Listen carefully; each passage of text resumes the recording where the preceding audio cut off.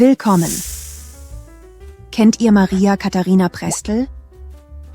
Sie war eine deutsche Pastell- und Aquarellmalerin, Kupferstecherin und Radiererin, die zu den international erfolgreichen Künstlerinnen des 18. Jahrhunderts zählt.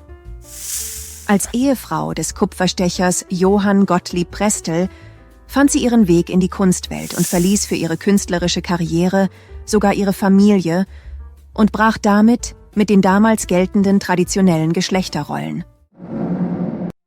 Schauen wir uns ihren Lebensweg genauer an.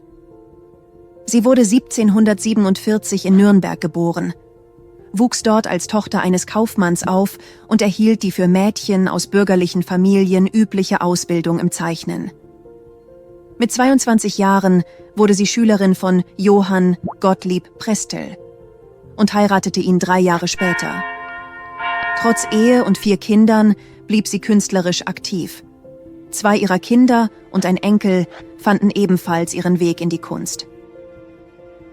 Das Paar arbeitete gleichberechtigt in einer gemeinsamen Grafikwerkstatt, in der sie sich auf die Reproduktion von Meisterzeichnungen spezialisierten und Mappenwerke wie das Schmidtsche Kabinett herausgaben. Als der wirtschaftliche Erfolg ausblieb, übersiedelten sie nach Frankfurt. Dann traf sie aber mit knapp 40 Jahren eine mutige Entscheidung. Sie trennte sich von ihrem Mann und zog nach London, um als Reproduktionsgrafikerin zu arbeiten. Ihre Werke erschienen in renommierten Verlagshäusern und erzielten hohe Preise. 3 Jahre später holte sie ihre beiden jüngsten Kinder nach London, wo sie 5 Jahre später, 1794, im Alter von nur 46 Jahren verstarb. Schauen wir uns ihren Malstil und Motive genauer an. Sie wurde vor allem durch ihre präzisen Aquatinta-Reproduktionsgrafiken bekannt, in denen sie gemeinsam mit ihrem Mann als Pionierin wirkte.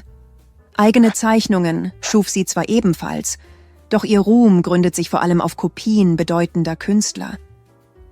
Ihre Arbeiten umfassten eine Vielzahl von Motiven, darunter Landschaften, Porträts und Szenen des Alltags, stets mit einem Fokus auf Detailtreue und Ausdruckskraft.